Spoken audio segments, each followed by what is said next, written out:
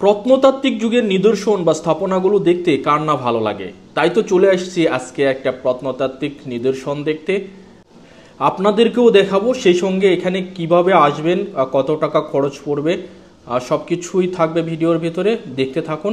যারা কুমিল্লা শহর থেকে আসবেন তারা শুরুতেই টমছম ব্রিজ থেকে সিএনজিতে কোটবাড়ির উদ্দেশ্যে রওনা দিবেন। সিএনজিতে 25 টাকা ভাড়া নেবে এবং শুক্রবারের দিন যদি হয় তাহলে দেখতে পাবেন এই যে সুন্দর একটা পাখির বাজার আছে, এখানে বাজারের উপর দিয়ে কিন্তু আপনাকে নিয়ে চলে আসবে। আর যারা চিটাগাং থেকে অথবা উত্তরবঙ্গ থেকে যে কোনো জায়গা থেকে বা ঢাকা থেকে আসবেন তারা কিন্তু কোটবাড়ি বিশ্ব রোড এখানে নেমে এখান থেকে সিএনজিতে আপনারা কোটবাড়ির উদ্দেশ্যে রওনা দিতে হবে।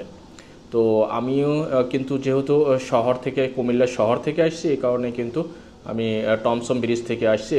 যারা রিজার্ভ করা সিএনজিতে আসবেন না তারা এখানে কিন্তু নেমে যেতে হবে। এটা হচ্ছে কোটবাড়ি নেমে এখান থেকে অটো বা আলাদা সিএনজিতে উঠে আপনাকে কোটবাড়ি শালবন বিহারের উদ্দেশ্যে রওনা দিতে হবে।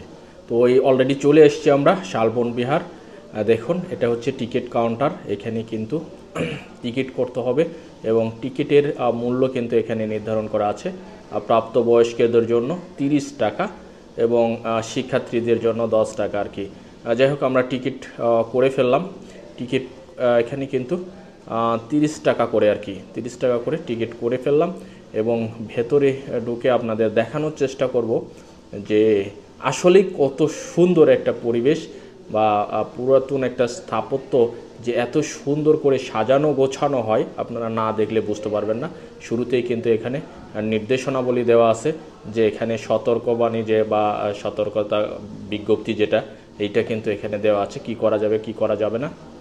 দেখুন অসম্ভব রকম সুন্দর, ভেতরে ঢুকেই কিন্তু অন্যরকম একটা ফিলিং হবে। প্রাকৃতিক যে সৌন্দর্যের কিন্তু কোনো রকম কমতি এখানে নেই। একদম একটা পুরাতন স্থাপত্য বা স্থাপনা এত সুন্দর করে সাজানো গোছানোভাবে থাকে, এটা কিন্তু এখানে না আসলে আপনারা বুঝতে পারবেন না। একে তো আপনি প্রাকৃতির যে ছোঁয়াটা পেয়ে যাবেন, মাঝখানে যে তাল গাছগুলো খেজুর গাছগুলো অসম্ভব রকম সুন্দর, তারপরেই যে প্রাকৃতিক যে সৌন্দর্যতা, এখানে যে গোছানোর একটা বিষয় কিন্তু এখানে আসলে আপনি পরিলক্ষিত হবে। এত সুন্দর একটা স্থাপনা দেখলে শুরুতেই মনে কিন্তু একটা ধারণা জন্মে যে আসলে এটা তৈরি করলো কে বা প্রথম কে তৈরি করেছিল, এরকম যখন ধারণা আসে তখন এটাকে ধারণা করা হয় যে খ্রিস্টীয় 7ম শতাব্দীর শেষ থেকে 8ম শতাব্দীর প্রথম ভাগে দেববংশের 4র্থ রাজা শ্রী ভবদেব এই বৌদ্ধ বিহারটি সর্বপ্রথম নির্মাণ করেন। এরপর এটাকে আরও 5-6 বার পুনর্নির্মাণ করা হয়, সেগুলো সম্পর্কে ডিটেলস ওরকমভাবে ধারণা পাওয়া যায় না। তারপরেও কিন্তু এটা 5 বার 6 বার কিন্তু নির্মাণ করা হয়েছে। তো চলুন মূল ভবনের দিকে একটু যাই। মূল ভবনের দিকে গেলেই কিন্তু আপনারা আরও একটু সহজ সুন্দরভাবে দেখতে পাবেন। আর এই পাশটা কিন্তু প্রাকৃতিক সৌন্দর্যে যে ভরপুর। মূল স্থাপনা কিন্তু ওই পাশটা, এখন ওই পাশটায় আমরা যাব, একটু দেখানোর চেষ্টা করব আপনাদেরকে মূল ভবনটা কীরকম ভাবে সাজানো আছে। প্রবেশদ্বারের বাইরেই আমরা শুরুতেই সুন্দর একটা স্থাপনা এখানে দেখতে পাচ্ছি নিদর্শন হিসাবে।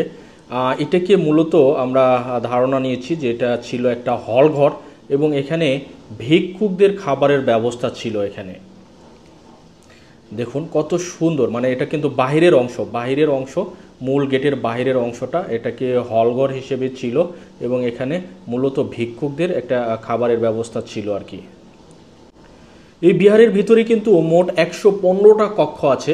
কক্ষের সামনে একদম সুন্দর চওড়া করে 8 ফুট বা 8.5 ফুট চওড়া একটা করে বারান্দাও আছে কিন্তু, মানে সুন্দর, মানে দেখতে অসম্ভব রকম সুন্দর। আর বর্তমানে যেহেতু গাছগাছালি বা প্রাকৃতিক সৌন্দর্যের যে সৌন্দর্যতা এটাকে নিয়ে আসা হয়েছে এবং ঢোকার সামনেই কিন্তু সুন্দর করে একটা মানচিত্র দিয়ে দেওয়া হয়েছে, যে মানচিত্র এখানে কোন পাশে কি রয়েছে এটা কিন্তু দিয়ে দেওয়া আছে। আমরা যে মূল গেট দিয়ে ভেতরে ঢুকলাম, একটু আপনাদেরকে দেখানোর চেষ্টা করব যে ভেতরের পার্টটা কীরকম। এখানে দেখুন দেওয়ালগুলো এত পুরুত্ব, আর আগের যে স্থাপনাগুলো অসম্ভব রকম একটা সুন্দর কারুকার্যে ভরপুর।